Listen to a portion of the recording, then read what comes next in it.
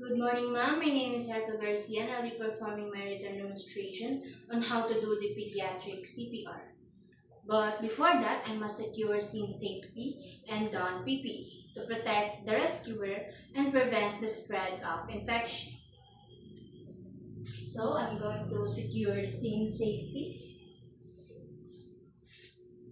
and in this scenario, I will not don PPE. Then next, I'm going to check for responsiveness to determine if the patient is conscious and need emergency care. Hey, hey, hey, are you okay?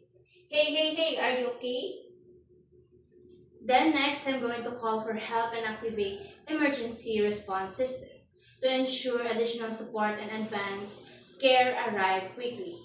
So, hey ma'am, with the white uniform, can you please call 911?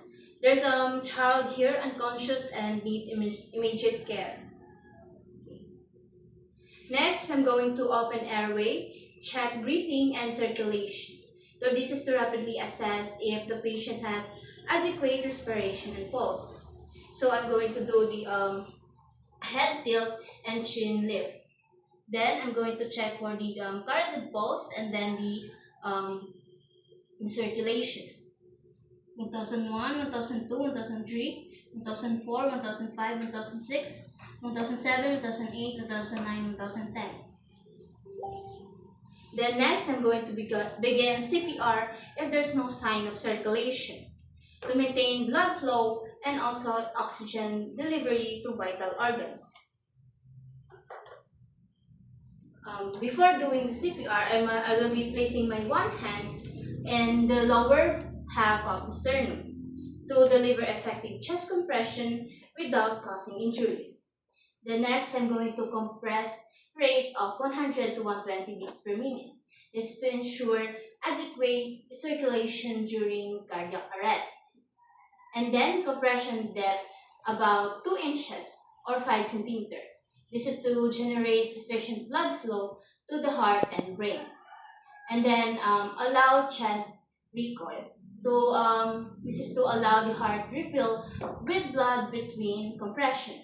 And then provide 2 ventilation after 30 compression to avoid excessive ventilation. And then this is to supply oxygen without increasing intrathoracic pressure.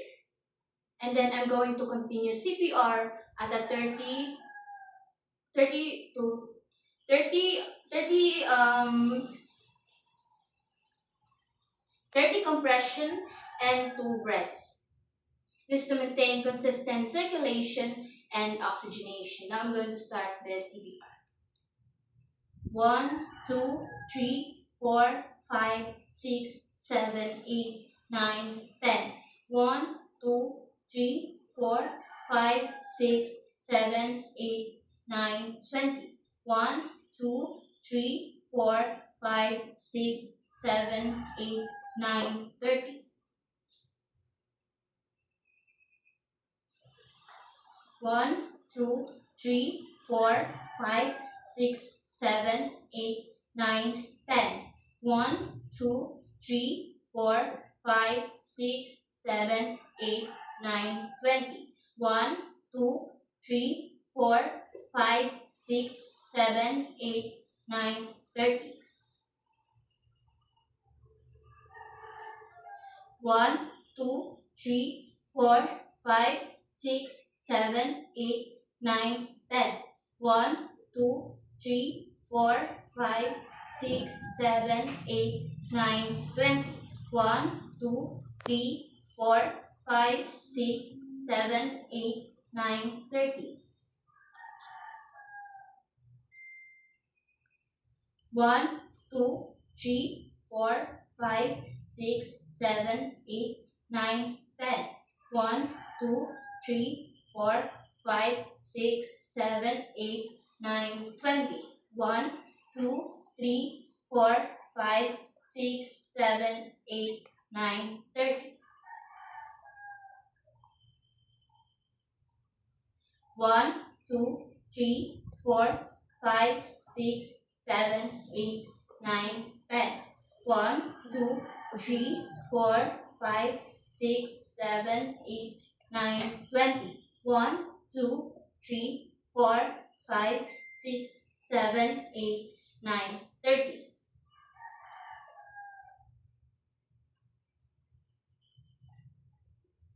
Now I'm going to release.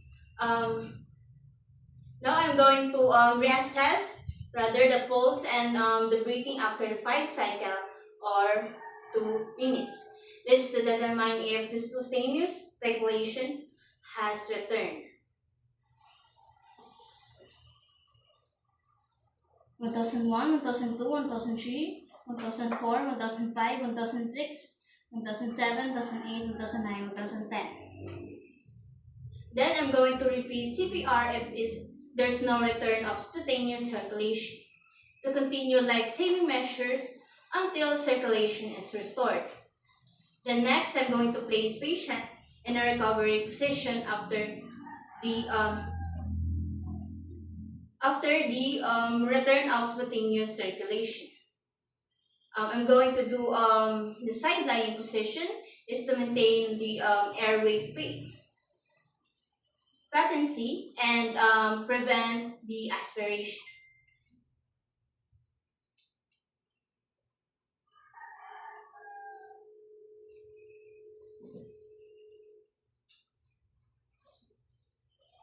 Then I'm going to check the back of the patient if there's any injury in her back. And then I'm going to document the time started and when it is ended. This is to ensure accurate medical records and continuity of the care.